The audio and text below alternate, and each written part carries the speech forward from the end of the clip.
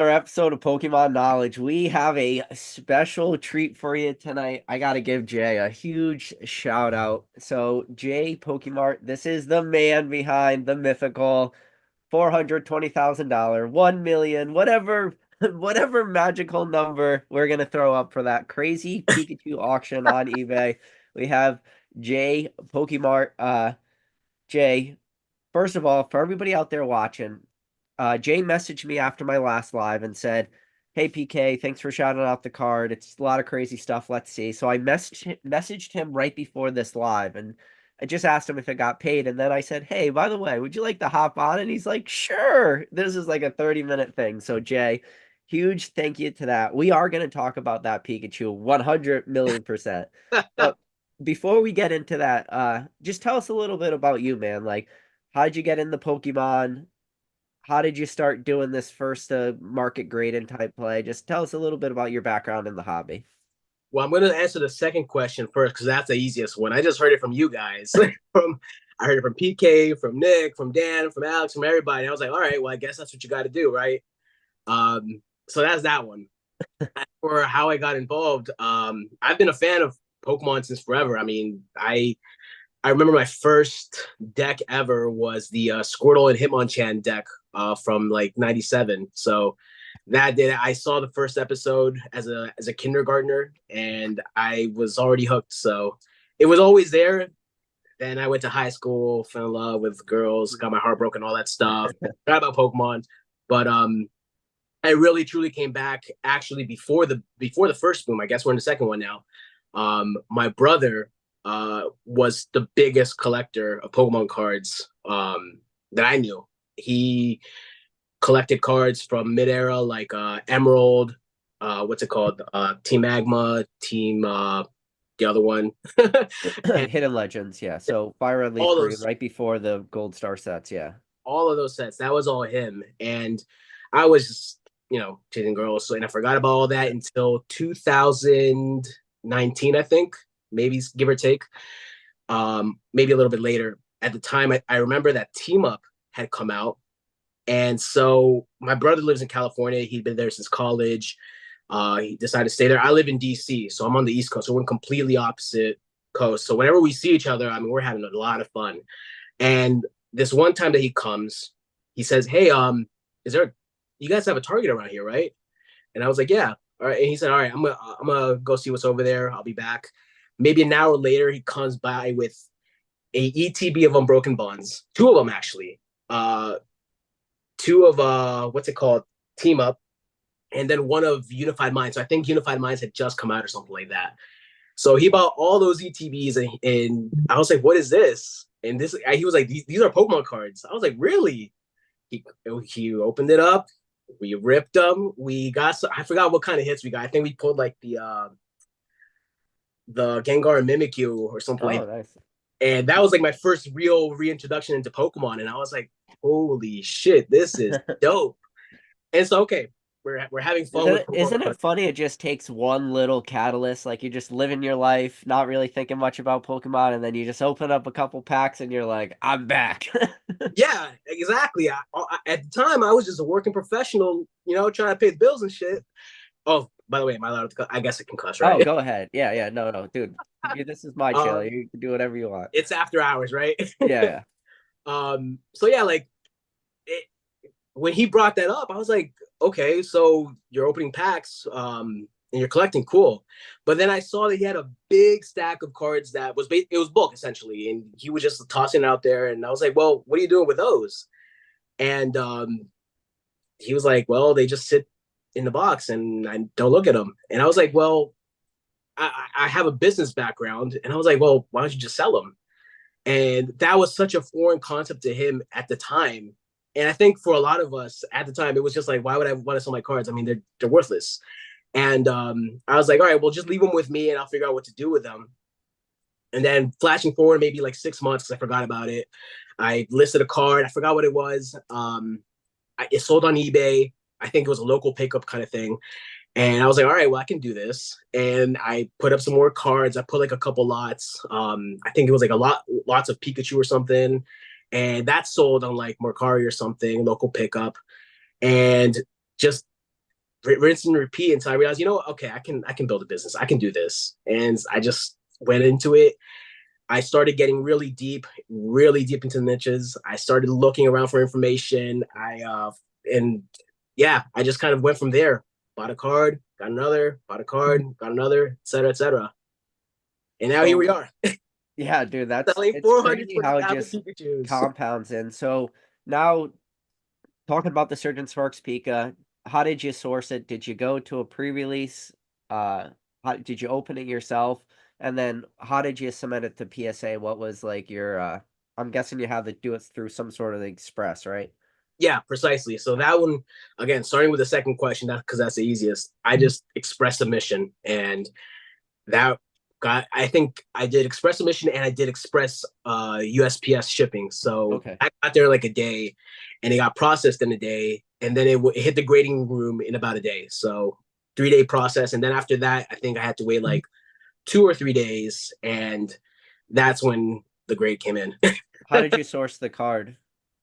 So I did go to pre-release. My local card shop, Player One Services in Maryland, they do a midnight pre-release, and so they started like a little bit before that because you need to wait for street date. I bought mine. It was not great, but I won the tournament though. So Oh, nice. I also played a lot the TCG, so I know my way around, and I won the tournament. They gave me my 4 packs, and then I think they allowed me to buy another box if I wanted to. And with my wife, she doesn't like me to stay out too late. So I told her, look, if I go to this tournament, I'm gonna get some cards. I'll probably put them up on eBay, but I'll also get you some packs so that you can open. And that was the deal. She let me go if I can get her some packs to open. I gave her the packs. I ended up coming home at 2 a.m. because it's far. So she was like, all right, I don't want to open anything you give me. I was like, all right, fine. I saved the box. Next morning, I'm like, you know what? I need to open this. I went ahead and opened it. First pack was okay. The second pack was I don't know, an ultra rare or something. The next pack after that was an ultra rare. And in true Pokemon fashion, the last pack magic was the Pikachu. And Nice. so I held it in my hand. I was like, are you serious? Like this is a Leonhardt thing. This isn't me right here. And frankly, I just full transparency, I was not the biggest fan of the Pikachu. It's cool, but I was more into the Latios. Yeah. Even the Alola Executor looks cooler. Anyways, I was like, well, okay, this is great. It's clean. It's very well centered. I think I know what to do from here, and that's what I did. So you already had a PSA membership. I'm guessing you've submitted a lot of cards to PSA Yeah, absolutely, absolutely. because I see your eBay. You're already at like 2,400 feedback, plenty of sales. So you're going pretty hard with the grinding, huh? Yeah, it's a little bit more by choice. Again, I had all this bulk. I know what the playable cards are, all the trainers and such. I also I was more of a collector before my brother got me into the whole stuff. Well, before we decided that we were going to start selling cards, but I would build sets, reverse hollows, and all that stuff were a big thing. And I always found that whenever people wanted to build sets, they wanted the cleanest reverse hollows. So I figured, all right, I could sell those playable cards. All right, we can sell those, and it's easier to build up feedback with $1, $2 to $5 cards than it is to like just sell slabs. I mean, you tie up your money with slabs, and there's nothing wrong with that. I enjoy that part of the business because that's where you make more of your capital, really. Yeah, yeah, Uh, bigger. yeah, but the feedback, well, what's a big thing? Because the other thing I noticed, and I've been shopping at eBay since again 2019. I was buying cards and such, and the one thing I really disliked about eBay at the time was that sellers could post a what's it called, light play, moderately played card as a near mint card, and sometimes you get stuck with it. Sometimes you could like just kind of report it, but I Yeah, just knew there was a big discrepancy here, and I figured if I'm going to be selling, I want to be the one that people can say, yeah, this is a near mint. Like whatever I saw on the listing, that is what I got from the listing. sure. But no, that's a great way to go about eBay. That's a good way to like have sustainability for an eBay account is if you're putting the condition of the card, it is that true condition. So you get your grades back from PSA. I'm guessing you get the PSA email. Do you check it right away and then do you get an image of the card? Did you list that card before it was actually technically mailed to you? at once PSA updates the images, or did you actually get the physical card in hand and then post it? Because you were fast to market. Well, yeah, frankly, as soon as I knew that it was, as soon as I paid, I was like, okay, this is real. It's a PSA 10. At this point, when I have the PDF of the card, it's listable, and so I knew they were gonna ship it to me within 2 days or 3 days. So I wasn't too concerned. Now, if it had gone lost in the mail, then I would have been screwed Yeah. royally. But excuse me. But yeah, once I knew that it was solid, a PSA 10, I saw the cert and everything. I knew that I could list it at that point. I think a lot of people do that Oh, I anyways. do that all the time, buddy. Yeah, All the time, bro. precisely.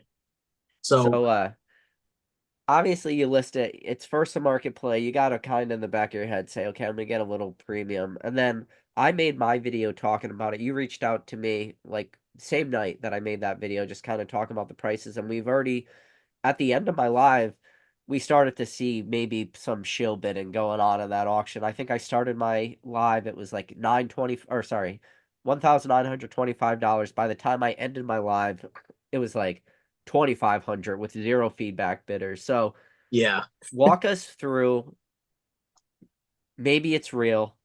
Well, at the beginning, it's definitely real bids. Walk us yeah. through the process of definitely real bids. Maybe they're fake bids, and then $1 million. Okay, it's a fake card. And then walk us through what's your process with eBay, because I've never had to go through what you had to do. Was it as easy as one message to eBay support instantly taken care of? Or are we talking like multiple phone calls and messages and a super big headache on your behalf? So full transparency, I have my hat on. So watching, I'm your number one fan. Um, but yeah, it wasn't easy. It was hell. Yeah.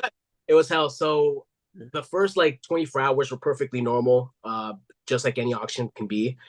I think at the time we didn't have many views, just the people that follow us and are subscribed to our newsletters and all that stuff. I made a big deal of it. I just blasted all kinds of newsletters saying, "Hey, we got the first PSA 10 or whatever." I'll be honest, I wasn't 100% sure if it was the first PSA 10, but I figured it was because nobody else had listed it. So I had that going for me. But yeah, first 24 hours, perfectly normal, nothing crazy. The day after, I think that was Wednesday morning. That's when I started seeing that it was creeping up. We hit 1,000 pretty quickly, but I think we hit 2,000 at that point, maybe 2,500 or whatever. So I was like, okay, well, this is moving pretty quickly. And I'd never really done a first to market play before, so I wasn't sure how it was going to go. And then I don't know if it was, I guess it was the same morning, literally between, I guess, 11 a.m. and maybe like 1:30 or something like that. That's when I started seeing it go to like 5, 6, 7, 10. So I was like, okay, that's kind of weird, but I'm gonna stick with that for now. Sent a message to my wife, and she was like, okay, well that's cool. And I was like, this I don't know, this is a little much, but I'm gonna go with it for now. I mean, maybe that's what it is. And then I guess a little while later, from the hour or two after that, I had seen it start exploding. It went to 100, then 150,000. And I was like, wait, what the hell is going on here? You know? And I just kept seeing it go up. And at some point I was like, oh shit, okay, this is what's going on. It's a shill attack. And at the $100,000 mark, I think people were starting to send me messages like, "This can't be real," or Yeah. "This is absurd. What are you doing? This is crazy. No one's gonna pay for that." And at some point, some guy sent me a message and said, "Hey, just so you know, these uh, Reddit and I are not gonna let this card get paid for." So I was like, "Oh, okay. Well, that's what this is. It's an organized attempt to shill bid this thing up, and that's kind of happened. That's how we ended up at 500,000. The last bid for sure was 500,000. I still have the canceled bids or retracted bids or whatever list, Were they and all that's zero where I was like, oh, feedback sellers, like every single one of them? no. Interestingly, no. There were a bunch of low feedback people for sure. I would say about maybe 75% of them were that, but there were a couple others that were like 100 feedback. There was a couple that were 500. And it was very interesting because those were the ones that were like, hey, look, I bid my mistake. Can you, like, I'm not gonna buy this card.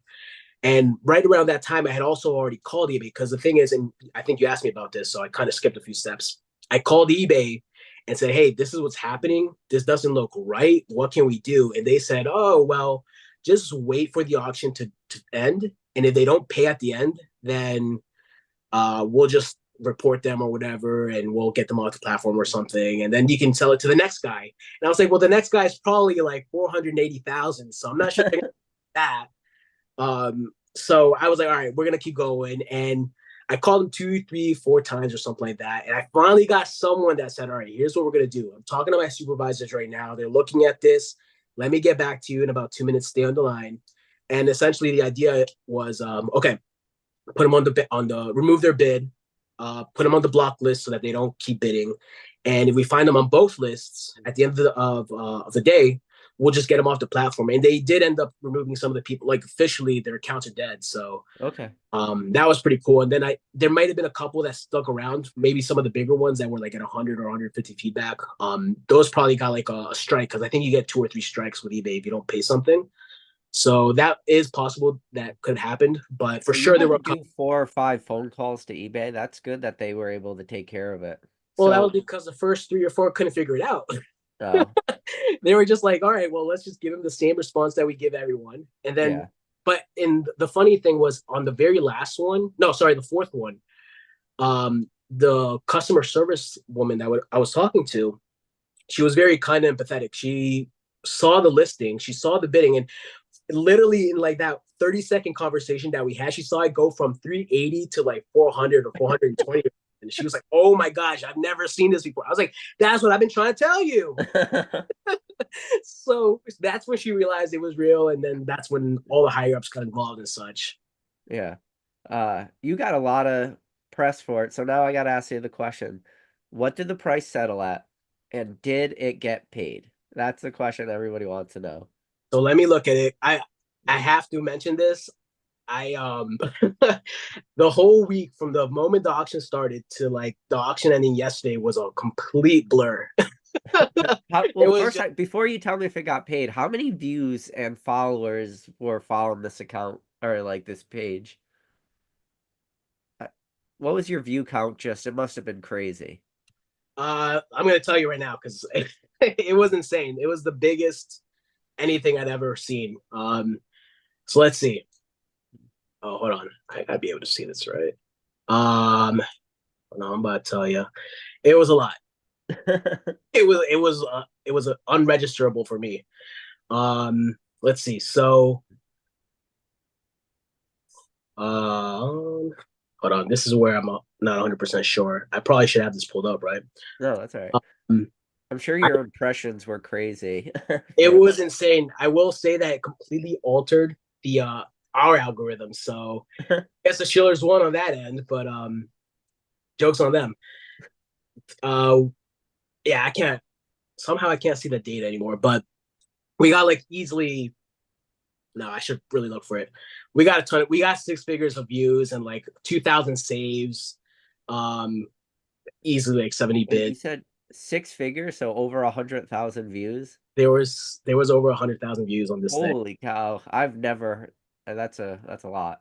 It was ridiculous, and I'm tempted to say it might have been more, but I don't want to. I don't want to exaggerate. Yeah, Um, yeah, that one's gonna. It's gonna take me a minute to find that because for some reason it just won't pop up on the app. But that's right. So did it end up getting paid? And did you reach out to the buyer or anything like that, or what? okay, so that's an excellent question. Throughout the entire bidding process, the way that I figured out if someone was a legit bidder was I just contacted them. And luckily there were people that were selling items on eBay. So I could just search their store up, look up one of their items and message them. And if they were legit, great. If not, I was just gonna tell them like, look, if you tell me now, I can just remove your bid and you're good. But if I have to like actually block you and all that, eBay's gonna put the axe on you. So excuse me. Wow. Um yeah, sorry. So with them, sorry, repeat your question. First time.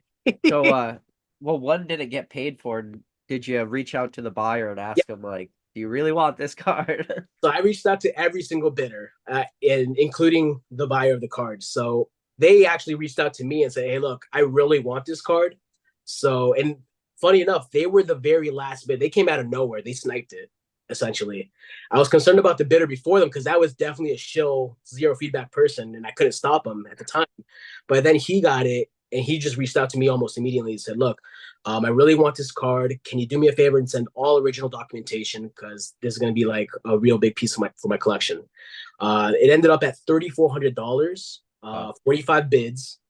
Funny enough, I can see like the financial stuff of this. I think $700 went to Canines for Warriors, which was a charity that we added 24 hours before that. So I'd like to think that that was part of the reason why the buyer wanted to maintain integrity with the purchase. Well, that was nice of you to add like a charity into it. That's pretty cool, man. Good for you. I That's thank you. solid. I for me, it was a couple things. I mean, there was just so much negativity around the card. There was so much being thrown at me, so much to our store, and it was awful, right? And I figured I'm being super transparent, which is exactly why I was so transparent in doing these face-to-face stories on my Instagram too. I'd never done that before. I had no intention of going out and showing myself. I frankly, I hadn't touched my Instagram in 4 years. Um, but yeah, I did that, and that was really the only way that I could really come out and go out to bat for the store. And I figured, well, some people are seeing who I really am. My customers already know who I am, so I don't really have to worry too much about them. But it was everybody else that was hearing about us or the card for the first time, saying, "Oh, well, you're the shiller. You're the one that's manipulating the market." And so I figured it's not about them. I knew from the beginning it wasn't, but I mean, we like the money, but we don't want to make 100,000 off of like ill-gotten gains. Like Yeah.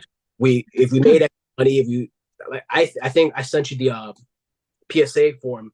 Yep. I expected it to go for more than $1,500. I put on the declared value $1,000 because I really didn't expect too much of it.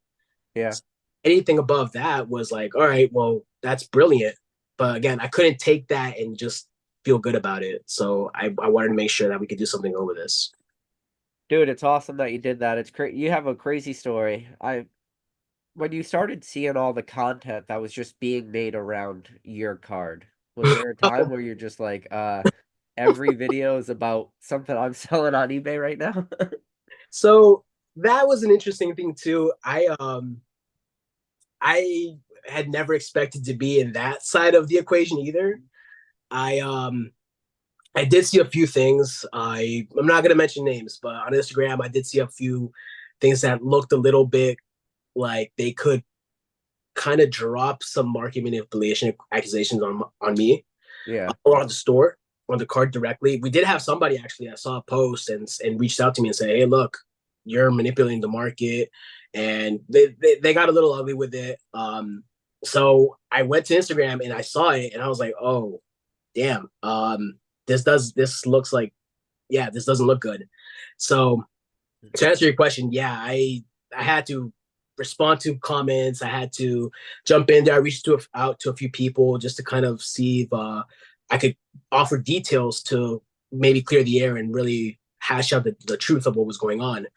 I saw Possum Bud did a video, and he's awesome. He's hilarious. I watch him all the time, so I was concerned initially. And again, comments, you can't really control comments. It is what it is.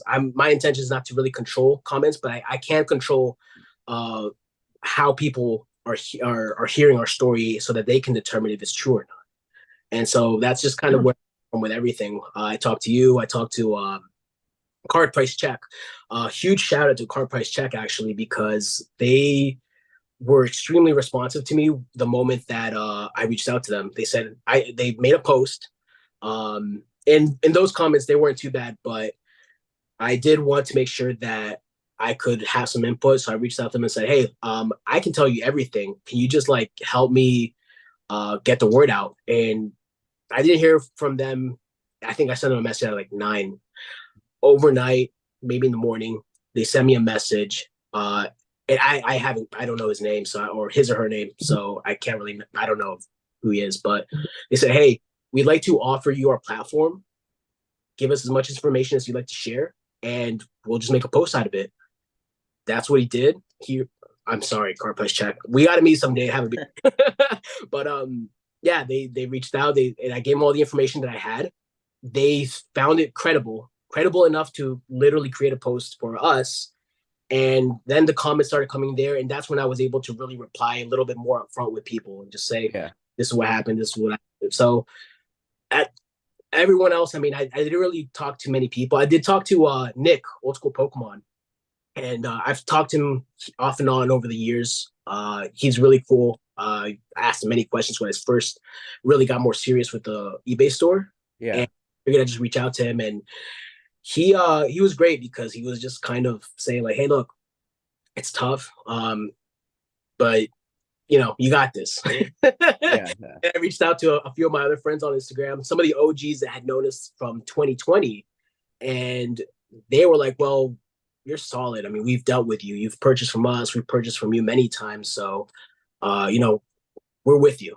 And that's all I really needed. That's So is there a little bit of like reality starts checking in that maybe you're not going to get paid for this card? So you paid, paid more money to have it express graded. You got it on the market, and then are you starting to say this might not get paid at all? Is that a I fear that ever started. sets in?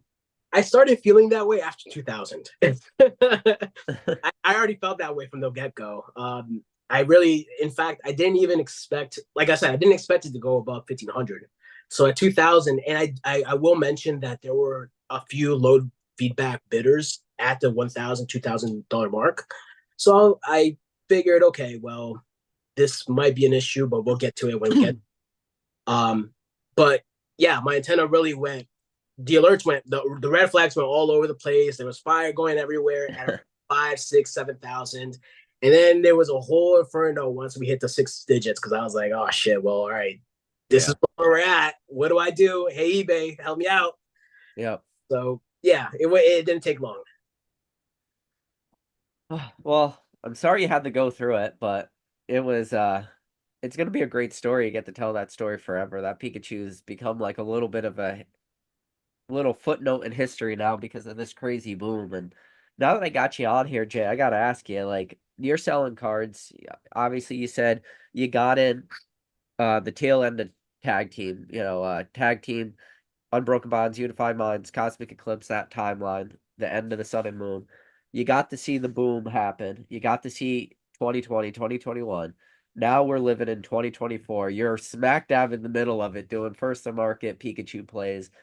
What's your overall sentiment about this market? Do you think that this market is crazier than what we experienced in 2020? Or what's your what's your initial feel right now on the market? So the first boom was a little bit easier to understand. We were in the pandemic. There was a reason that printers were closed. There was a reason that there was scarcity. There was a reason that people were nostalgic and wanted to open cards. And that made a lot more sense than today, frankly. Right now, where we're at, sure, we can say the Pikachu is cool. The auction was amazing or unbelievable. Uh, what's it called? Pristina Blue. The new set coming up, the EV set, like that. Prismatic Evolutions, yeah. There we go, Prismatic Evolution. So there's a lot of things that we can say, but to say that that's what's building up this boom, I can't say that. I heard Dan speaking about it in the live, yeah, I think yesterday, the day before, and he was just like, I don't know what's going on. And that's my sentiment right there. Like I see what's happening, but I really don't know why it's happening, and that's kind of where I would get a little scared. Um, I guess as an investor or whatever. As a store, I'm like, okay, well, I have a bunch of cards, y'all. Come on by and like buy a couple. But if I had, in fact, I was in a live. I think Poke and E did a live with Alex from Nostalgic and I just put in a comment said, "Hey, I have $1,000 and from a sale. What should I do with it? What's it? Poke? I don't remember. Too much going on, but Yeah. anyway, put a comment in there, and oh no, it was actually Dan, and his whole thing was, hey, look, buy a collection and sell some of it off, repeat the process, which is a very safe thing to do, but I don't know. There's many ways to go about it, and the thing is, we just don't know really what's going on. Yeah. There's too much unknown. Yeah, I think it's interesting you said we don't really know because for 2020, I wouldn't say there's one catalyst, like everybody's going to point to Logan Paul, or everybody's going to point to the pandemic, or everybody's going to point to stimulus money, but Sure. there wasn't a one singular item. It was just like a compounding of a lot of things. I think 2020, one of the big things was everybody was just stuck inside. Yeah. Pandemic was happening. You couldn't go anywhere. You couldn't go out to eat. Couldn't go to the movies. Couldn't do anything. So people just sat in front of their computers, sat in front of their phones, and they were scrolling through YouTube and they went, "Oh, Pokemon's still a thing." And then they did the same thing you did just a little while after. You know, you did it before the pandemic. They start opening up cards, and Logan Paul opens up this first edition base set box in October of 2020. And then you get Vivid Voltage comes out right in November. It's got a Pikachu on the box. It's got a Pikachu on the ETB, the same way as Surgeon Sparks right now. It's got a Pikachu on the box, Pikachu on the ETB, Pikachu Chase, and then also a lot of like people were getting stimulus checks, you know? So everybody had a ton of money, nobody was spending it, and then Pokemon was just an easy option for a lot of people. I feel like that is more comfortable for people because you could point, well, maybe not one of those issues was a single like data it's maybe it's just a one data point, but it's a sum of all that, right? So Yeah. there's a lot of things. Here we are in 2024 and it's like what's going on now? But the people will say, "Oh, well, the stock market is going crazy right now. The S&P is up whatever, like 30%. Bitcoin over the last month has gone up 20%." And people are going to say, "Well, there's a lot of money." But this ramp up for this boom was happening right before this, you know? Like we saw it Yeah. happening with Twilight Masquerade. That predates like Bitcoin boom. That predates the stock market boom that just happened. Like a lot of what we saw happening in the market was just all predated. Now, it could be that we're so actively engaged is that we just saw that gradual run up. And because we're so invested, a gradual run up starts to be a lot of money. Till now, we're just you pick up Surgeon Sparks booster box, the most modern set at 100 to 110 at pre-release, and now you could sell it for 150 to 180 depending on the platform. It's like that's not bad, you know? That's absolutely true. That's absolutely true. I so I was one of the few folks that unfortunately missed out on really buying Twilight Masquerade. Yep. And I remember hearing about the Greninja, and I think at the time that it was released, it was a $200 card or something. And then I started hearing. I wasn't really paying attention to it, but I did start hearing that it was going up in price gradually. And so I figured, okay, well, it's natural growth. People must just really like this Greninja. Sorry, yeah, Greninja, right? They really like this Greninja, so that makes sense. What I didn't expect, but see, the thing is, right after that came Shredded Fable, and the Yeah, Shroud of Fable is a dark, dark set. it's Yeah. a that it reminds me of Champion's Path, but without a charge. Yeah. Well, Champion's Path at least has three things going for it. Two Charizards, and the Charizard ETB had the Charizard promo. So it had Shroud of Fates, I guess, had the Greninja EX box. That's the only Shroud of Fable product worth buying. Yeah, it wasn't a great set. If anything, it has the playable nice stretcher card. So that's I guess a reason. Actually, there's not even many reasons to open the set to be honest. But Yeah. um, yeah, I guess like I figured this is. I kind of felt like we were still in a regular kind of bumping along kind of market because of Shattered Fate. Oh, sorry, Shattered Fable. So I figured, okay, that's what it is. In fact, and I think everyone kind of paid attention, saw this in the run up of the Surging Sparks release. Boxes were still 100, 110, 120 bucks for. I don't think they were higher than 120 until like maybe 3 weeks before the set pre-released or released. I can't remember the timing, but it was low for a while. It was. Yeah, you could pick it up on Hills like right before it went up crazy for like 660 a box. They actually raised their price, so they went up a little bit. That's still 110 a box, and that was like yeah, 2 3 weeks before release. Precisely. So like when if we look at that part of the run up of this boom, I would have been one of the guys to tell you, oh, it's just it's another day. We're gonna be okay. It's Yeah, I don't see a boom coming. But the moment that all this started transpiring, I guess that's what did it, or that's when everything popped at the same time or whatever. But if you would have asked me at that point in time if we were in a boom, I would have just said no. It's just a little bit of hype, nothing big. yeah. But now that you live in the hype and you're seeing what's going on, and obviously how much impressions and views yours got, and how much press it got, what do you think next couple months are going to look like? I'm going to give you two timelines. I'm going to say next 6 months. So next 6 months is gonna fall Prismatic Evolutions, the new gym set, the Team Rocket set, and then going out a year from now. Because right now I feel like the short term is easier than maybe going a little longer. Yeah, for sure. Well, I think I can't say that the short term is not going to be good. It looks like it's going to be great. Again, Team Rocket set and Eevee set. Those are the two perfect ingredients to Yeah. create. Um, I wouldn't call it as good as like well, actually, frankly, it could be better. I don't know. But there's going to be a lot of hype. There's going to be a lot of attention. I was actually talking to my brother because my younger brother, he doesn't get involved with Pokemon at all. He looks at what I'm doing. He lives with us, and he sees me working, and he was like, "Hey, look, what if I had a bit of cash to invest into some of the Pokemon cards that you're buying, or like a booster box or something?" And he started Yeah, asking, that's how it starts, man. You get the random friend or family member reaches out. That's how it starts. right, like, what the hell? Where's this coming from? Yeah. I explained it to him, and so in that conversation, what I was telling him is like, look, the hype that's happening right now, just take one step back and look at it as superficially as possible. Don't get too caught up in the hype because we all got hyped up about Shining Fates, Yeah. Oh and yeah. that was an ETB that went up there. I was Shining Fates was 120 at pre-release. People forget that. 120 for Shining Fates CTBs at pre-release. precisely. I People was are talking about Prismatic like, oh my God, they're $80 for pre-release. It's like Shining Fates was 120. It was yeah, 50% more than that price, you know? absolutely. And again, Yeah. we can chalk it up to the pandemic and all that, but Shining Fates was 120, Yeah. just an ETB, not even a Pokemon Center exclusive anything. It Nope, was just just regular ETB, yeah. so. I was out of the country when that was releasing, so I was kicking myself because I couldn't pick up any. And when I came back, so I left the country. It was at about 120. By the time I came back, like a week and a half later, it was already down to like 60. I was like, what the hell just happened? Yeah. So I'm not saying that's what's going to happen with Prismatic. We really can't tell what's going to happen, but I do feel that elements of that could happen. The only difference is that Prismatic does seem like a pretty good set. I mean, you have all the evolutions.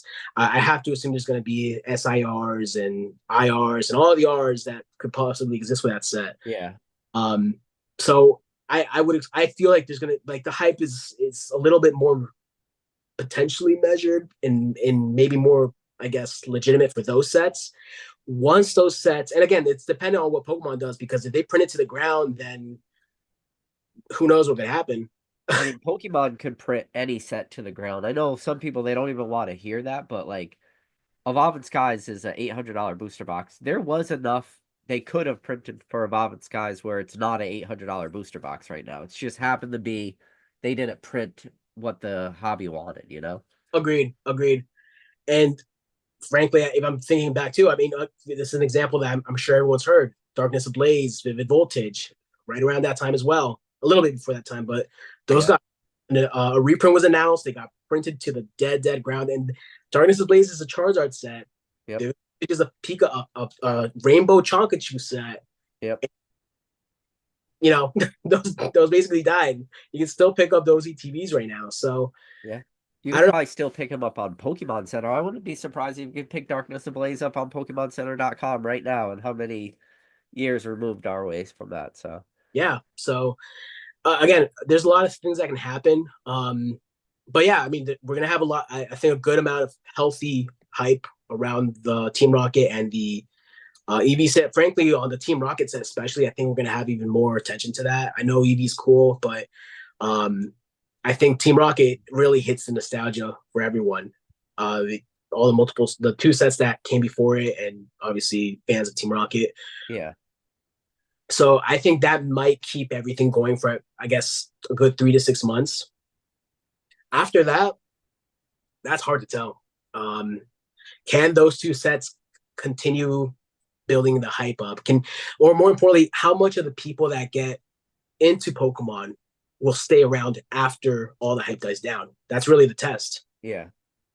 The way So I'm trying to look at it is I'm looking at how 151 is performing because from the outside looking in, well, not really outside, from the inside looking in, I should say, I'm kind of feeling if Prismatic could hold that 151 type hype to it, like we're already seeing 151 after the middle of a huge reprint. We were watching prices of 151 packs continuously going up. And on TCG Player, I mean, I could pull up, I have a live spreadsheet of all the pack prices. I could tell you like so 151 is live pack price 888 Wow. for 151. How crazy is that? I am kicking myself that I wasn't in that Costco crowd trying to fight for at least one of those boxes, one of those red little tin boxes or whatever. I didn't pick up any, but Yeah. I mean, yeah, I guess that's a testament to how popular and how much the market values the set. Frankly, I mean, the only reason that these prices can stay where they are is because people keep paying for them. Yeah. If that's what is if that's the value that my brother or anyone else is willing to shell out some dollars for, then I guess that's what it is. Do I think it can go down? Absolutely. If Pokemon decides to print more, sure. But if it prints more and people still want to pay $8, then the market is responding as, yeah, But this we're is also knocking right on the door of the 30th anniversary. So I think it's just we're running into this beautiful moment where things are compounded. The same way as I told you, all that stuff happened in 2020, Logan Paul, stimulus checks, and everything. Now we have all this stuff compounding right for the 30th anniversary. You have a huge set in Surgeon. You have Twilight running away. You have Prismatic. You have the Team Rocket set. You have the gym set. You're gonna all these things are gonna still be like heavy going into the 30th anniversary. And if Pokemon puts out a great 30th anniversary product, very similar like they did with Celebrations, like everything's just gonna line up. And one of the things we're gonna look at too, especially when it comes to Ultra Modern, Ultra Sealed, is what gets reprinted. Like right now, you can make the argument for a couple sets you can reprint. sure. But at the same time, I feel like you can make the argument of why Pokemon shouldn't reprint it because they're clearly not meeting demand as it is. Correct. Like Correct. if you look at modern, you got Surgeon Sparks booster boxes running up to it's almost a play to go buy it on PokemonCenter.com at MSRP at 161. It's almost a play. Have we even crossed the week? So Yeah, like have we had 7 days of release yet? yeah. So you have Surgeon Sparks with this ton of pressure on it. Is it makes sense for Pokemon to say, okay, we got this set that clearly is in demand. We have Prismatic, which is going to be for how I shout out to Mason from Cardinal Game, and I saw Mason in the chat. Mason's going to probably order, I don't know, a make believe number. However much he can, whatever number he can type, he's gonna, send it to his distribution and hope his allocation gets cut down to a small percentage of that because he's gonna feel probably pretty confident he could sell all of it. Whatever he gets, he'll probably be able to sell. Yeah. So you obviously now are gonna have a ton of demand for Prismatic, and then the Team Rocket set, and it's can Pokemon does it make sense for them to not do surging? Does to not print Prismatic, to not print the Rocket set, and to go back and print Twilight? Like some people out there will say yes, kill everything, but I don't think it's possible. I think Pokemon is just so focused on the next thing, or just it. I've said it before. Pokemon is a freight train going down the tracks, and there's no stopping it. So, just they're gonna keep printing whatever the most modern thing is because I went into my local Walmart and Target, and the shelves were pretty bare. Wow. You cannot have empty shelves at Walmart and Target going into Christmas, you know? Correct. Like Walmart and Target, while you said you and your brother got in, and sure, that's a great entry point for Target buying a couple ETBs and ripping packs. Now that you've been in for a couple years, you're not the buyer for Target ETBs anymore. You're looking for other products. But for the mom walking in for their 10-year-old or 12-year-old on Christmas, getting Christmas gifts for their little kid, it's not going to look good to have nothing on the shelves right now. I would So, agree. And if I'm just a humble guy, but if I were Pokemon, I would take advantage of the current attention and popularity that yeah. Pokemon IP has and release whatever I can, whatever is possible to sell. So like 3-pack blisters or the booster bundles or whatever. Just get something out, ETBs even. I would put as many of those as I could because because people want it and people will buy it. I will also throw this little wrench out there. There was a moment when Pokemon had really gone back and reprinted for a very short moment Unbroken Bonds. What was the other one? Unified. Unified Minds. They reprinted Unified Minds for a short while and put them in the little 3-pack Yeah, boxes. the 3 packs that you could get at Walmart. Yeah. Yeah, and I remember when they reprinted Broken Bonds for a moment. Gosh, I forgot his name. It's gonna kill me.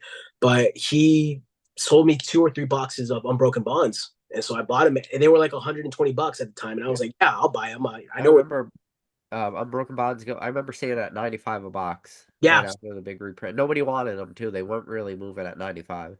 I scooped whatever I could, whatever little amount I had in my little budget. I Yeah. scooped whatever I could, and I was like, I'm gonna. They're still in my closet or in my shelf. They're in my shelf. Yeah, that's like a $600 booster box now. I wouldn't be surprised if it's getting close to 700 now for Unbroken Bonds box. I mean, it's a beautiful set. I'm a Gardevoir's fan, so that Gardevoir alternate art with the Sylveon is amazing. Yeah. What else did they do? They did Cosmic.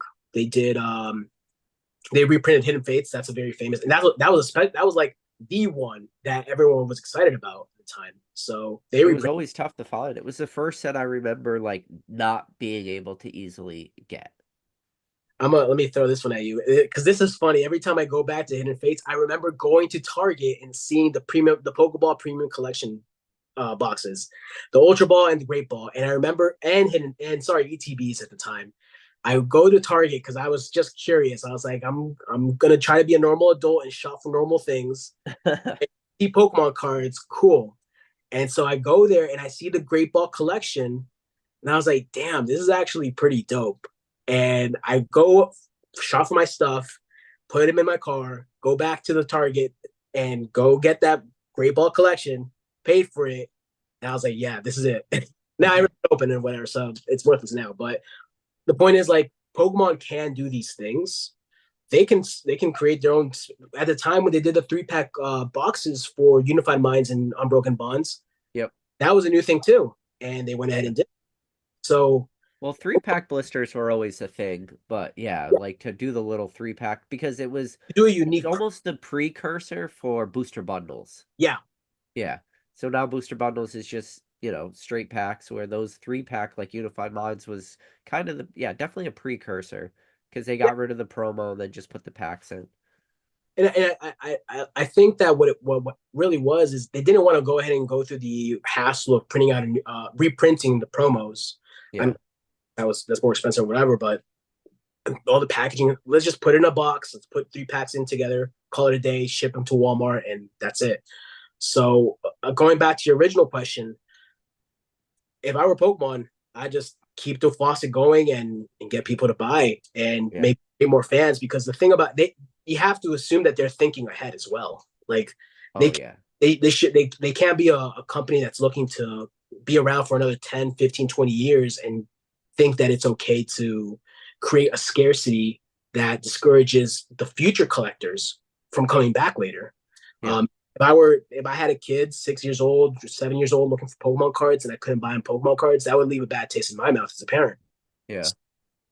And for them, my kid would probably go to something else like, oh, God forbid Digimon, but all kinds of other things.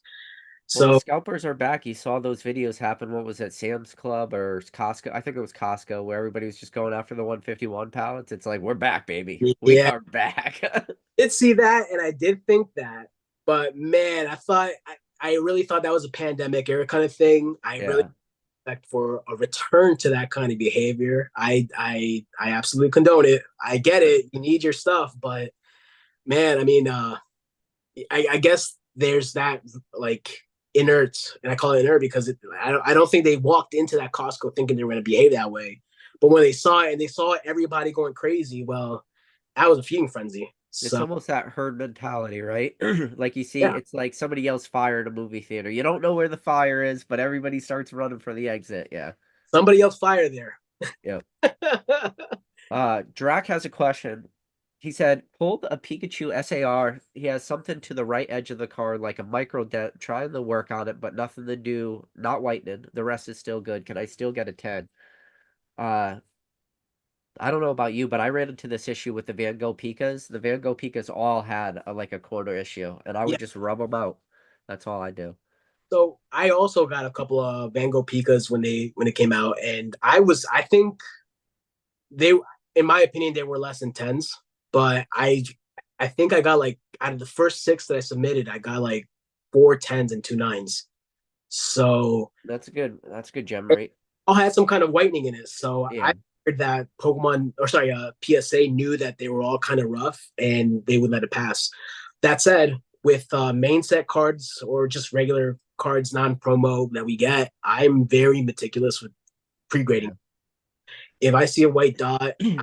expecting it to be a 30 40 chance of getting the 10 with the rest being 9. So if you can see that it looks good, you know what, I think you might have mentioned this, I have a Yeah, little yeah. It's a great investment. It's only a couple bucks on Amazon. It's totally worth it. excellent, and I also got it on Amazon. So if I feel like it's a little like if I'm 50-50 on it, I will just open that up, check it out. If I Yeah. can see it, the grader can see it, and the grader could potentially just say, you know what, I can't let this be a 10. Yeah. Maybe they might be keeping the standards. So Yeah. Those micro dents, all I recommend is just, yeah, work on the corner. You put it in a penny sleeve, put it in a card saver, get like a soft mat, like kind of like a play mat, yeah, and just work that corner and send it. It's if it's obviously it's a Pikachu SIR, it's worth it to send no matter what. I would agree with that. Yeah, Jack, I wish you the best of luck. I hope you can Yeah. really get that little corner thing settled so that way you can get hopefully a 10. Rooting for you, man.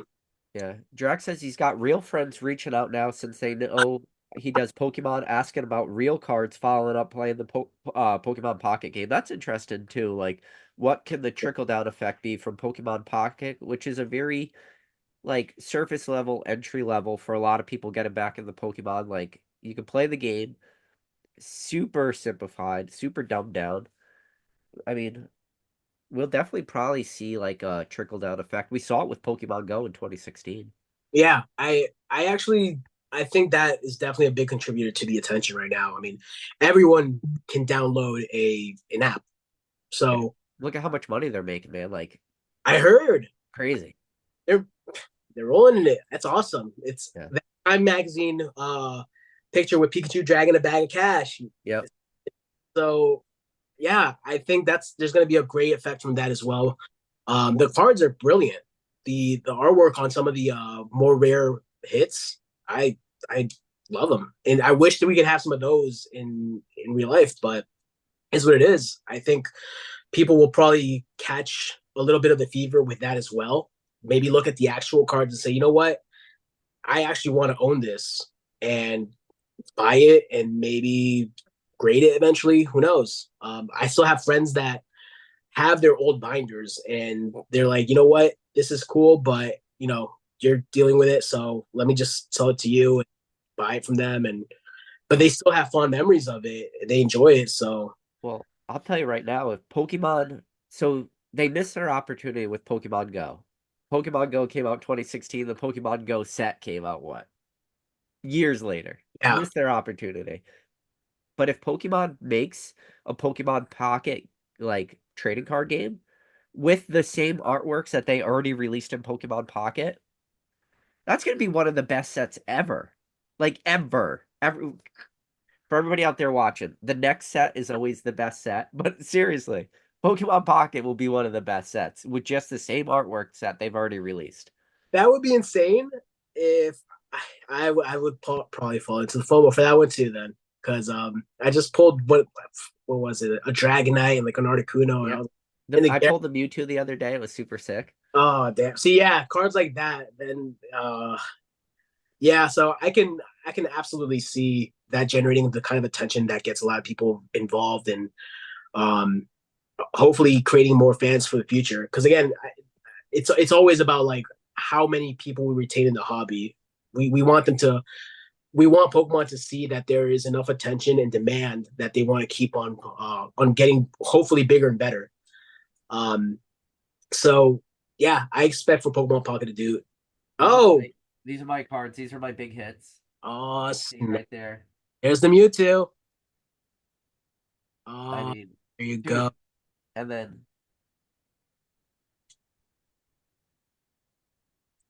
Also, that's how it works. oh, Oh, yeah. no, no. So you go into the card. See, that's amazing. That was genius by them. Yeah, dude. They did so good on this. But like this Mewtwo is super sick looking. Then you go in and you could see like where the Mewtwo busted out of like the Mewtube. The container, yeah. But like you go into the card, you could see that artwork. Like Yeah, what an that, awesome freaking card, man. But that gets people pumped. So I don't know. I say they just make this a set. Like this, I pulled this too. This Charmander, oh, nice. dude. These are just such awesome cards that there's no reason that these don't become like the Pikachu. These become real cards, you know. Like Yeah, see, that's an idea. I actually didn't really think about that. I feel like initially, and I just started playing Pocket because I was just too busy working on the store stuff plus an auction.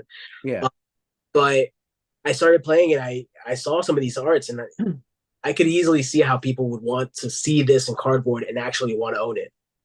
So I don't know. Maybe Pokemon is listening, and maybe Pokemon is thinking about this, and maybe they're like, you know what?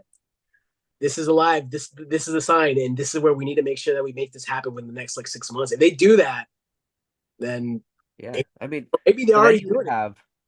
you would have Surgeon, you would have Prismatic Evolutions, you would have the Rocket set, you would have the Pokemon Pocket set. Like that is these are heavy sets going into the end of Scarlet Violet. Now that is super speculation, but Sure. like the problem with Pokemon Pocket, and this is a hot take, a lot of people won't like it. It's almost too good of a set. Like if you were to put all the hits from Pokemon Pocket, it's too good. It's they're too good of artworks to be all in. It's like the one ring to rule it all type of stuff. Well, you know what? Maybe this becomes a kind of, you know how they have subsets. Maybe it becomes like a side quest of collecting of sets that you can collect, and like they do because right, if I'm not mistaken, they're in the game. They're doing sets like expansions by Yeah. Like for the pack artworks, kind of, yeah. yeah. So I maybe again just kind of tagging along with the speculation here. Um, maybe a little side set will come out. Another one. They did that with Detective Pikachu. So Yeah, but Detective Pikachu is a 19 card set or whatever. sure, and you're right. I mean, obviously there's a lot. Well, actually, now that I think about it, some of the arts in the sets right now are from other cards that are already in existence. Yeah. So Well, I remember well, seeing. that's too. If they came out, they have those throwback cards in it, very similar to like Evolutions had the reprints. So There's a I don't. lot. Yeah, they could do a lot. Yeah. That's where the area gets a little gray, and I don't quite know how to walk around. So I just kind of sit down and wait until I hear something. But there are a lot of ideas. There's a lot of things that Pokemon can do, and we're along for the ride. That's really what it is. Yeah. They're driving this thing, and we're just kind of if the steering wheel jerks a little to the left, and we move left, and if it jerks to the right, then you're Yep. moving. So um, we just gotta wait and keep our Oh, ears and eyes open because this can go anywhere. But oh, I do feel pretty optimistic about where Pokemon is going right now. I think that's a good word to use, optimistic. I am very, very optimistic. I think that's a great word. It's like one of the things I wouldn't be optimistic about if you were like Pokemon's printing a ton of stuff. I think they are printing a ton right now, but I'm still optimistic because no matter how much they print right now, it just doesn't seem like enough. Like the demand is so strong that yeah, I'm just so optimistic for the future. That's a Yeah, good word. and I really hope that Pokemon is again the IP of the company. They kind of move with that because there's also a lot of things that people can get upset about, especially with how Surging Sparks is behaving right now. But again, you want to leave you want to leave a good taste in everybody's mouth so that you can build collectors for the future. Because my store doesn't exist if there's not a collector looking at my cards and saying, "Hey, I need to build an order of like 20 cards. Can you send Yeah. this?" possible. If I don't have that kind of demand in 5 years, then I'm done. Exactly. Well, So Jimmy Blake said Pokemon may not be thinking they're printing or said Pokemon may be thinking they're printing the exact right amount. People are buying out sets before they come out. that's also possible. That So maybe we're just not giving Pokemon enough credit. Like if they're looking for longevity of something, sure. longevity is you got to print a lot, but you can't print too much because you don't want to like kill a set. You don't want to kill a product. So maybe Pokemon is just very content with what they're doing because we know they could have nuked Evolving Skies. When Evolving Skies was still in rotation, still primed for a reprint, Pokemon chose not to reprint that. Yeah, And think about that. It's like you have a absolute cash cow. Like however much you printed, distribution would have gotten. Everybody would have bought all of it because booster box at the time were like 180, 200 when it was really primed. Obviously, went out of rotation. Super expensive now, but they passed on that. They passed on a lot of stuff. I was waiting on that reprint. Yeah, a lot of us were. So I guess Oh, yeah, in that sense, it makes there's well again we got to remember that they had reprinted it 3 times before, so or maybe 4 times, I don't remember, but they had reprinted it a couple times. So I think I guess at some point Pokemon may draw a line in the sand and say, all right, that's enough. We have to focus on the future. yeah. Oh, I would say with sets like Surging Sparks, I mean it's just too soon. Again, I'm not Pokemon. I'm not It's way Pokemon. too soon. I mean, we're talking, are we gonna reprint a set that's been out for like a week? We're crazy land right now. Right. So if they know what they're doing, then wow, I guess Yeah. what they want to do. But I do refer back to the set. What was it called? Not Evolving Skies, um, Roaring Skies. I think. Yeah, Rogue Skies, so XY, yeah. Yeah. So I think at the time that was before I got involved, but booster boxes at some point reached I think $400 or $500, and Well, they had the Shaman EX was super playable, and ooh, then Rogue Skies ended up. Well, the problem was that so Rogue Skies is a little different because Pokemon did something they normally don't do, is they went out of their way and they said, we're not reprinting Roaring Skies. They never do that. I And then a lot of people think that because the Shaman EX was so playable that it wasn't available. The Shaman EX was available. It did come out as a promo. It was available in collection boxes. So that narrative is a little skewed. People tell like the wrong story. It was reprinted. That Shaman EX was available as a Black Star promo, so people could put it in the decks. What happened was Pokemon said we're not reprinting Roaring Skies, and then all of a sudden people were like, okay, I'm gonna hold on to it. Booster box prices started going up, and people started to hoard the stuff because Pokemon never says that. And right, then they just reprinted it. And yeah, it shocked everybody's world and it like killed investor confidence. absolutely. I mean, Yeah. how you had a $500 booster box, and then there's Yeah. all abundance of it, and Well, everyone then like Ultra Prism was one of those weird ones because Ultra Prism was kind of short printed at release and it wasn't the crazy mark. So now we moved out of XY. Now we're into Sun and Moon with Ultra Prism. Ultra Prism's a 4 set from Sun and Moon. right, It was short printed. It didn't have like a crazy demand, not like today. So it was short printed, but there was still product available. Like even though there wasn't a ton of it, it was still accessible. And yeah, then we were getting towards the end of rotation, and everybody's like, Pokemon's not going to print something when it's right about to go out of rotation. That doesn't make sense. 2 weeks before Ultra Prism was ready to be like out of rotation, here's a reprint of Ultra Prism, and it's like this isn't playable anymore. right. Nobody wants this shit. Like, yeah, the prices were going up, but because it was short printed to begin with, but it wasn't like $500 booster boxes. We're talking like 160, $170 booster boxes at the time. Nothing crazy. And then I'm they reprinted it. case of that when that had happened, and I was lucky because the guy that I bought it from, he was starting his store, and he said that he had this. I was in another live with him, and he was really cool. I forget, oh gosh, I forgot his name. He's not on YouTube anymore, but he had mentioned that he had this, the Ultra Prism. He was selling them, and he made a point to say that this box is very short printed, and It's like 160 bucks or something. You can buy from me for like 100, I don't know, 120, 130, something Yeah. slightly higher than normal at the time, but reasonable. And I bought, I think I bought three at the time. Then he said that somebody had bailed out, so he asked me if I wanted to buy them, and I bought them. So yeah, things like that can happen too. I don't know. Pokemon's a beast of itself, so Oh yeah. they can really they can. I'm at their whim, not the other way around. Shout out to Rattle Pokemon. It said, "Hey PK and peeps, Rattle, good to see you, buddy." What's up? Uh, so Drax says, "Hot take: in Prismatic, there is one card with all evolutions to follow up on the 9 EVs in a card in Twilight." So you got the regular EV, like the regular AR. Now he's saying that his hot take is that we're going to see all the evolutions on one card. That would be cool. That would be a cool secret rare. That would be a great ETB promo. So now think about like Stained Glass Birds trio Uh, for Hidden Fates, but now instead of the three legendary birds, Articunos, Moltres, Zapdos, now imagine you get a Stained Glass ETB promo of all 9 evolutions. I'd buy it in a heartbeat.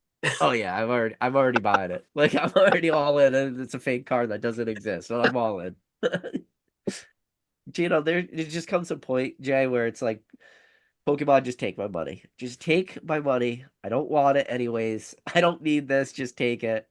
Give me whatever shiny cardboard you want to make. Yeah, that's me. Yeah. I do have a budget, and sometimes I try to stay within it. Every now and then, something comes out. I'm like, I have to get this, honey. I have to go and get it. So that's me. What's your feel on like promos right now? Because promo market's been hot. Like shout out to Dan Catchball Collectibles. He just got 400 Pikachu with a gray felt hat. That promo went crazy. That's dope. There was a lot of them. They're still going crazy. The market with a ton of those Pikachu and gray felt hat. Dan said since he's acquired his, which one, he acquired him at above market. He was paying like Yeah, 150 per promo, and at the time market was right around 120, 130. So he was already paying a premium, but it was from a sealed case, and you could assume that they haven't been pre-graded at that point. So you're getting a good opportunity. So you pay a little bit of a premium. of But course. even since then, they've already gone up like 20%. And that hasn't been a long time. So those promos are going crazy. Pokemon Center stamp promos, like the Charmander from the Obsidian Flames Pokemon Center exclusive ETB, is on an absolute tear right now. The Pokemon Center one from Paldea Evolved is on a tear. The Snorlax Pokemon Center from 151 on a tear. The Squirtle Reverse Hollow, just a regular Reverse Hollow if you pre-ordered the 151 UPCs, crazy. Promos are wild right now. Of course. I always like promos. In fact, I've been building a quote unquote master set of promos for like the last couple of years. So I don't often talk about this, but when people ask me what I collect, I think that's kind of what it is. Just because once they're gone, they're kind of gone. They're usually like in bad condition or whatever. Yeah. So having them in like in PSA 10 quality is very difficult. I actually was pulling this promo out Oh here. yeah, that's from the Battle Styles Check Lane Blister. Yeah, precisely. I was Yeah. lucky enough to get quick story, but I bought like 20 of them from somebody on eBay. They were just selling them. And I was like, well, this is a really hot promo. So let me just go ahead and grab a couple. Forgot about them completely. And I opened like four of them. Two of them were gradable, two of them weren't. I sent the two to grade and 10 sold one not too long ago. And I Yeah. sold the one. So I love promos. I definitely think that there's a lot to them. And I think they've been underappreciated, they've been undervalued for such a long time. Yeah. So I think they're now just being looked at as, wow, these are pretty cool. These are unique. They have a stamp, so even more unique. Um, oh wow, it's in a PSA 10 and nobody else has. I graded the Umbreon on PSA 10 from Evolving Skies as well, the Cosmos Hollow one, and nobody was really paying attention to that one. Graded it, PSA 10, sold Well, it. I wouldn't say nobody's paying attention to that. That's very good that you were. Those were tough. You're talking the Umbreon from the 3-pack blister, right? Precisely. Yeah, Precisely. that's a tough one. The same thing with the Espeon from the Fusion Strike 3-pack blister. They were tough grades. Like I think I got destroyed on one of my grades. I'm pretty sure I got like an Umbreon up there in like a 7. That is just part of like the we Oh, don't talk about pile. So they were some of them were really tough to get though. oh man. And then there's also promos like the ones for the tag team tins. Like again, maybe people were paying attention, but weren't really doing much with them. But those are out there. The Mewtwo Mew one, that's probably one of my favorites right there. And I didn't really see many of those getting graded for a long time. So I think there we go. Oh my gosh. Sometimes things can get really dark in this hobby. That is one of those really dark. Like I'm looking at it, I'm like, I don't know why this is. I got some 7s that look like they went through a lawnmower and then I graded it. And then Oh I got this thing, which I'm like, I don't get it at all. yeah, we start building a prison of those after we get Yes, cool. I have a couple as well. But these are there we my go. two fields, a 7 and an 8. Oh gosh, eights are hell too. Oh, they're worthless. Like they just go in this. I have this box. It just says non-sorted, and it's just a box of this is just field graded plays for everybody out there. Oh Every one of these is $15. So well, a true testament to you. For every one of those, you probably got a couple good ones too. So yeah. Well, like I have cards like this where it's 10 or bust. So like oh, there we go. Yeah. Radiant Steelix or the Celebrations Charizard. Like it's literally for these cards, it's 10 or bust. So you get your best copies, you Yeah. send them. You get slapped with a 9. With 9 is still a mint card. A 9 is a clean card, and you get destroyed, The you market know? says they don't want it. But you the thing is those are all volume plays. You know, you grade a lot of those. Like you just gotta hope you don't get a lot of 9s, and then the 9 goes in the bulk box. Unfortunately, but that's what it is. Yeah. But yeah, I feel good about promos. I think people should be, well, should be. I can't tell them what to do, but if you take a look at some of them, you might actually find some that you really like and start collecting. I have a bunch of Cosmos Halls of different, from different like 3-pack blisters. Um, I look for swirls, all that stuff, and they're sitting there, and I just enjoy them. And I have to imagine that if people really saw some of these, they'd probably go for them too.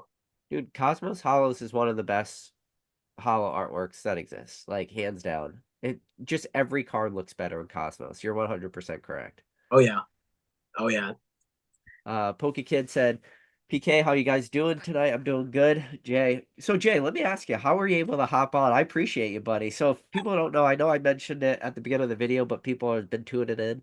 Right before we went live, I was just checking in with Jay to see if that card ended up getting paid or if it was actually shilled and not paid. And then I just sprung it on Jay. I was like, by the way, would you like to jump on? So I appreciate you, Jay. Yeah, no, I worked in finance for a couple of years, and most of my appointments with my clients were usually in the evenings because they would normally be working 9 to 5. So Okay. just to get out of their schedule, I would see them in the evenings, and so this is just another day for me. Oh, okay. I just Well, happen so to. let me now, your wife, is she involved in Pokemon or not really? Because you had to have been explaining to her what was going on, and she must have been like, doesn't make any sense, right? That's right on the head. Yes, she's just.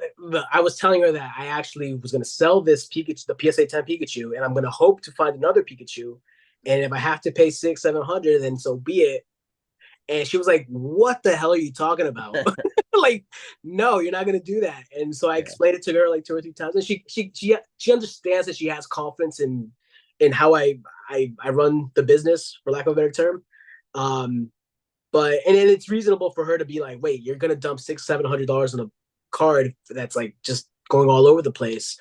Um, so she's right to ask that, but yeah, she's number one. She's like my supporter. Like Yeah. Well, when the that's whole the entire key, man. yeah, the whole and I'm not just saying that because I need my points, but um the entire time that things that shit hit the fan, she actually I think she thought, and this is not a knock to her at all, but she probably thought that the times when I was just kind of on my screen going through auctions or reading stuff up or whatever, she probably thought I was just like doing busy work or whatever. Yeah. But during that auction, she realized, oh shit, He's answering messages. He's responding to people. He's Yeah. banning all this stuff, but he's also doing some PR so that people don't think that he's like trying to manipulate the market. And so that's I think where she really saw that the rubber hit the road. Did And you get a lot of followers too from it? I'm sure you must have got a ton, right? probably on eBay, I lost track of all analytics on eBay. So but I have to assume that yes, there was a lot of followers that came in on Instagram. The funny thing about my Instagram is that it's not associated. It doesn't have the same name as my eBay. Yeah, that's so just so everyone knows, in the description of this video, Jay's Instagram is linked, but it's J and C Collect. So yeah, you're not like searchable in that sense. Yeah, I it's something that we did literally towards the tail end of our first kind of run on Instagram. I wanted to involve my wife again, my part like she's the partner that I need when I'm trying to do all this at the same on the same day at the same hour. So and she likes to collect stuff too. She likes the EVs, so she'll collect that and let's do it together kind of thing. But then obviously I was off of Instagram for a long time, and so I did. I always it's funny. I tell people all the time. Well, I don't have a good card here, but I do little energy cards with my orders, and I put the Instagram handle. But Okay. no, there's no new Instagram activity on that. So I don't know what people were thinking when they saw that. I assume they would follow, but the moment that the auction happened and the moment that I put my face out there and started responding to questions or comments or whatever, that's when people realized, oh, there is somebody that is at this store and it's not just some like random dude. And the Yeah. thing about it is, the ambiguity of definitely a bit. If you patronize a business and you don't know the people that work there, then you're not going to remember it. But if an auction that goes up to 500,000 in accusations of shilling are the things that you really know about a business, that's all you're going to associate it from now on. Yeah. So I've been working on my business for 4 or 5 years, maybe longer actually, and I didn't want all that work to go down the drain because of something that's out of my control. Sure. Yeah. Shill bidding's yeah, especially when it's not you shill bidding, it's Yeah. completely out. But So no, I I think think putting a face to a brand, a lot of people ask like, what should they be doing? It's yeah, put a face to a brand because I mean, especially when you get to the higher end, like I'm doing the Fanatics lives now through yeah, Dan. Dan's trusted me with a preposterous amount of money, but he knows where I live. He knows my right. name. He knows the government name. He can come get me, like, but I got tons of Dan's money right next to me, and he has to trust me enough to do that, and he's not going to trust that with just some random person, Absolutely. and it takes a while, and it takes years to build up credibility, and man, it takes a second to just destroy it. Like you could evaporate a decade, and like that's another thing too is I'm now streaming for Dan, so the account that I run on says Catch 'em all collectibles. I am not Catch 'em all collectibles. I am PK from Poké Knowledge Cards on YouTube. Absolutely.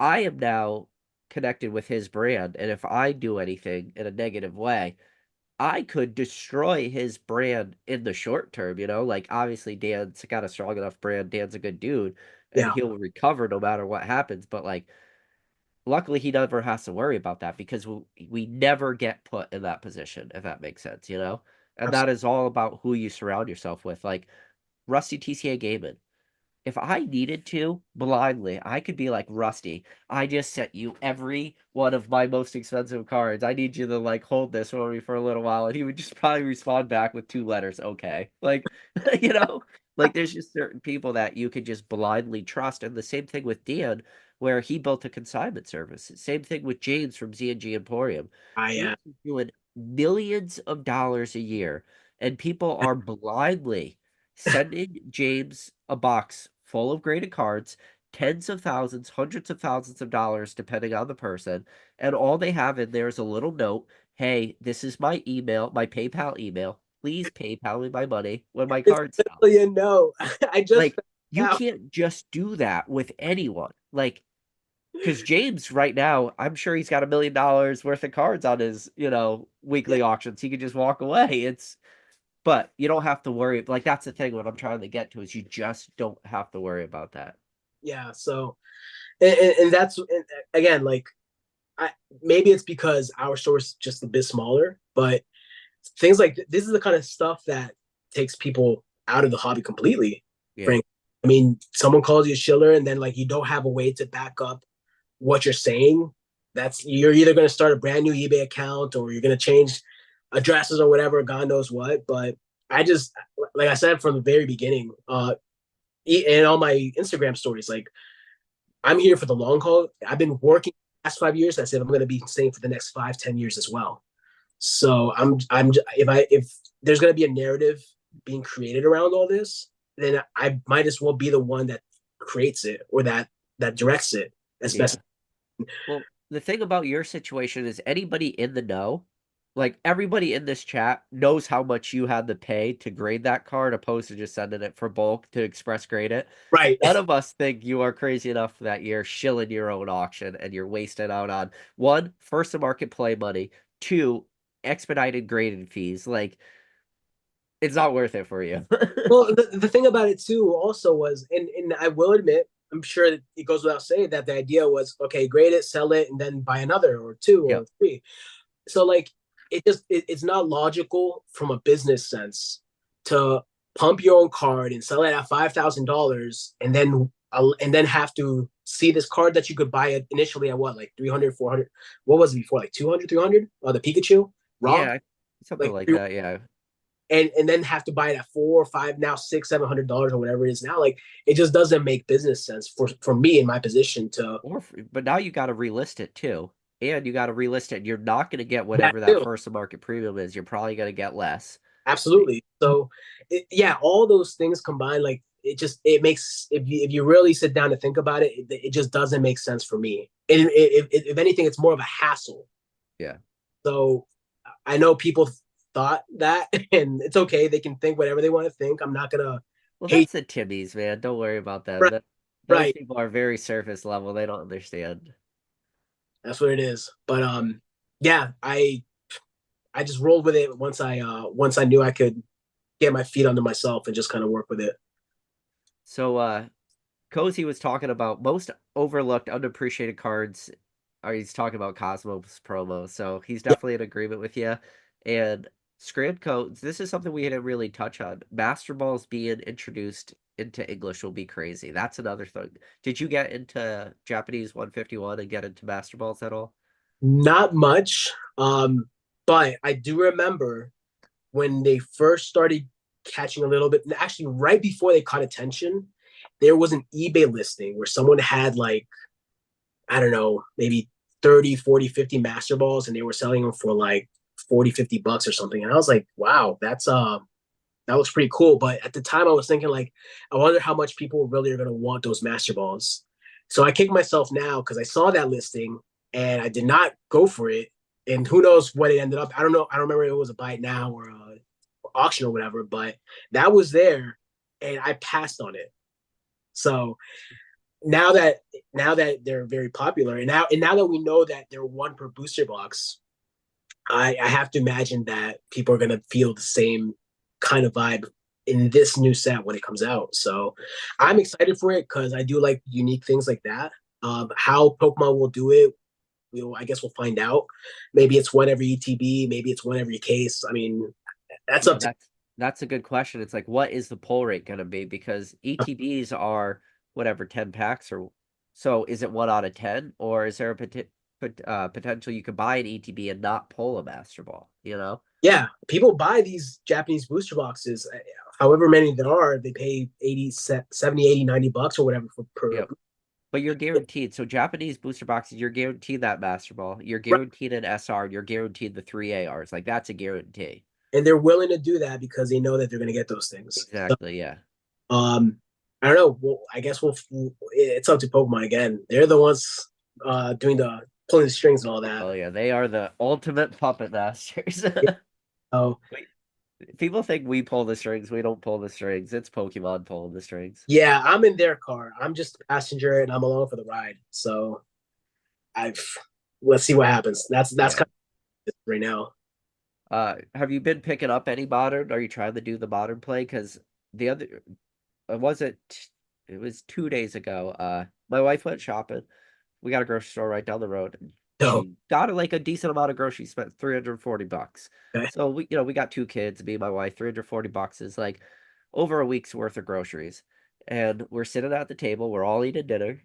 And I said to my wife, I was like, "Oh, how much did you spend on groceries?" She said $340. I was like, "Oh, okay, yeah, like that's a lot." And then she goes, "Yeah, I got." She told me like what her balance on her credit card was. It was like whatever. I'm like, "Okay." And then she looked over, and I'm just eating my food, and she goes, "What's your balance on your credit card this month?" No.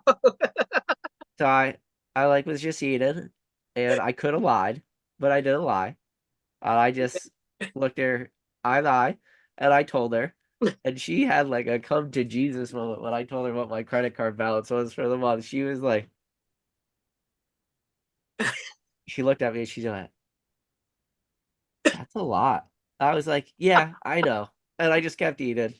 But in my head, I was like, My I just face got picked up all this Surgeon Sparks and all hit my credit card because all my pre-releases came in, and every single Surgeon Sparks booster box, I'm up 50% of my money. So I'm just eating. I'm just like, yeah, it's a lot. And I could see her face. She was I could see it wasn't panic that set in, but it was definitely like that's a make-believe number, you know? it's that, yeah, It exactly. was like a come to Jesus moment for her. She was like, and then I could tell she was upset, and I was just eating. And I was like, "Yeah, don't worry about it. Like, I got this. It's fine. Like, I don't even. I'm not gonna lose a second of sleep over my credit card bill this month. Like, don't worry, we're good."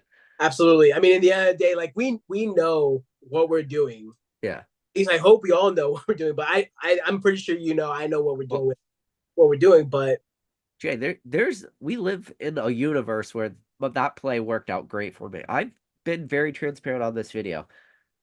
I went heavier into Surgeon Sparks than every set I've ever bought.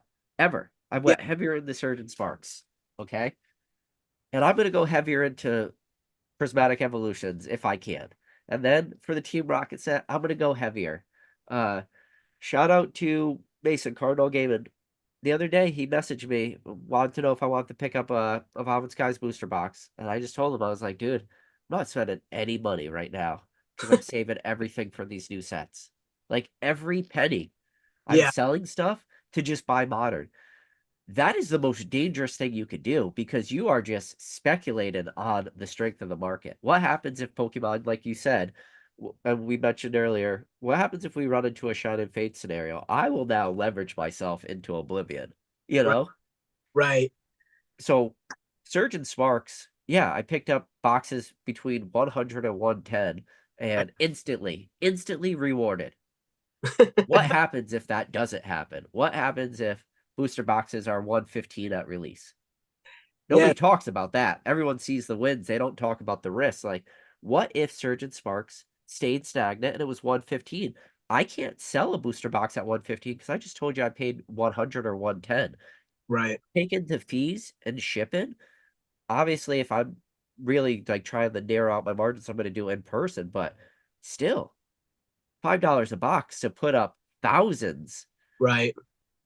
is not worth it. And I'm going to lose money. So I win in this scenario. There's a lot of scenarios in which I lose, and I think that's where the new people enter the hobby right now today that haven't dealt with this and did what I did, but didn't get it punished because just like I was shot at the James ENZ Emporium, never punished. I was not punished.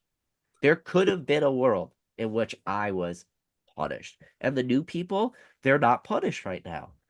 And eventually, given enough time, they will get punished.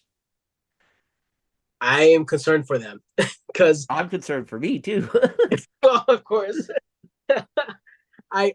The thing is, I do get these questions on my eBay sometimes.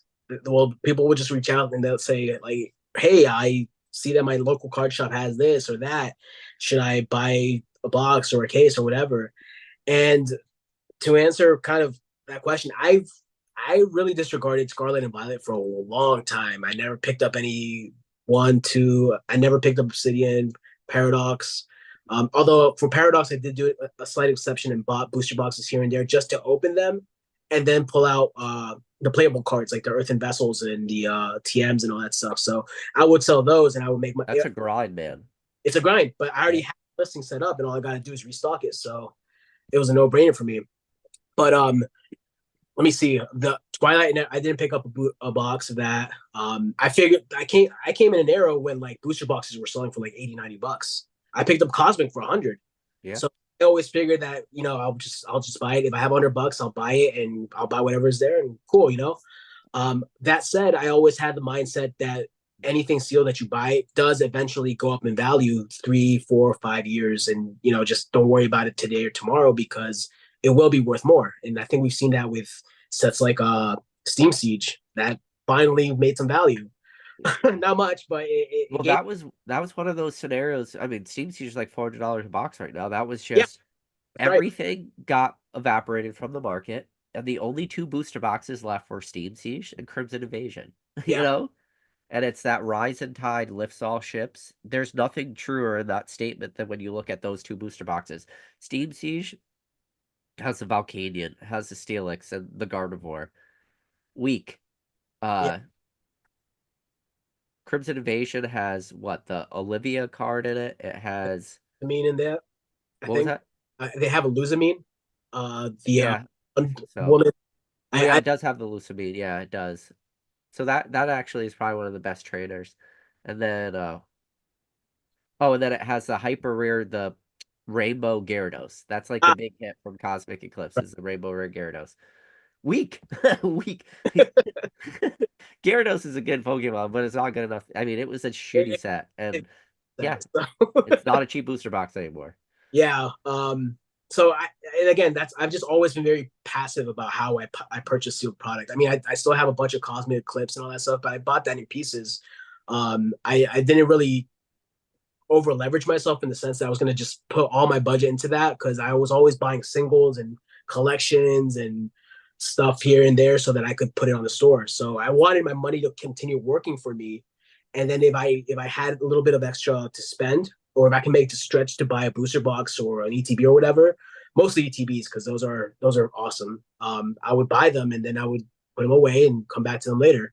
I Yeah. really thought about that. So for Scarlet and Violet, I always assumed that I could buy the boxes because they stayed around 100 for a long time. So I figured I would just go back and pick them up later, maybe Yeah. score something big and just buy like 10 or like case or two of these sets and just kind of store them or whatever. Um, so I don't know. I guess now Scarlet and Violet is a shit. Maybe I messed up. Maybe I should have been buying cases from the get go. Forget the singles. I should have just gone after him. I think PK just froze. Um, oh. Did I freeze too? I'm gonna be looking at the YouTube right now. Uh, hmm. Oh shoot. Okay, I guess I'm still going. I see. My screen is moving on the YouTube. So PK, Yep. I can hear you. You there? he's back. All right. All right. That's fine anyways, because we're always gonna wrap it up anyways, Jay. This That was was the signal. Yeah, yeah. No, no, this was a great chat. I'm super happy to have you on. I'm super happy that we're able to like put you out for the masses. I'm honored. Frankly, I'm not worthy. I'm just a guy. I sold cards and somehow something happened and I do like to think that I navigated it as best as I could, but I mean, I'm standing on the shoulders of giants. So I just again happen to be along for the ride, and I'm able to uh, talk about what I'm doing. Yeah. So thank you to you and to everyone that I've been able to learn from over the last couple of years. I've been a viewer of yours for a long, long time. I don't even remember when I started watching. I just knew that what you were saying made sense. I subbed, and I've just been plugging in. So thank you for everything you've done for the hobby. Oh, Jay, I appreciate that a lot, man. And I appreciate you coming on. And I think this might be the first of many, man. I really enjoyed this conversation. I think we definitely got to do this again in a couple months. I'll be down. Just give me the 20-minute heads up, and I'm there. You know, you can take in that's like what I usually do, the basic trainer. I'll shoot basic trainer like hey basic, uh you go live tonight, and he's just like, say no more. That's what he always writes to me, say no more, PK. But no, Jay, I appreciate it a lot, man. Congrats on the first to market play, Pikachu. I'm super happy that that card got paid for. And yeah, if everybody out there watching this, in the link of this video is Jay's Instagram account. It's let me read it out again. See, it's JNC Collects on Instagram. It is the first link in the description. Make sure you go give Jay a follow. He's been, if you guys want more in-depth stories, Jay did a lot of breakdowns on his Instagram, kind of going through the whole Pika saga, That's and it was very cool. Thank you to everyone that was here. I didn't get a chance to really read the chat very well. But I trusted PK, so he Oh, did. I'm not good at reading the chat. You trusted the wrong guy reading chat. Well, I assume that everyone hopefully got learned something from this. And I hope I didn't bore anyone to tears. But again, just thank you to everyone. Thank you to everyone for everyone's support. And PK again, thank you for just allowing me on. Yeah. All right, Jay. Well, I appreciate you, buddy. And for everybody out there, I know I could speak for myself. I'm sure I could speak for Jay in this one. Guys, we appreciate every single one of you guys. I know we had over 100 viewers at one point. We appreciate all you guys stopping in. Everybody have a good night. And as always, guys, I'll catch you on the next video.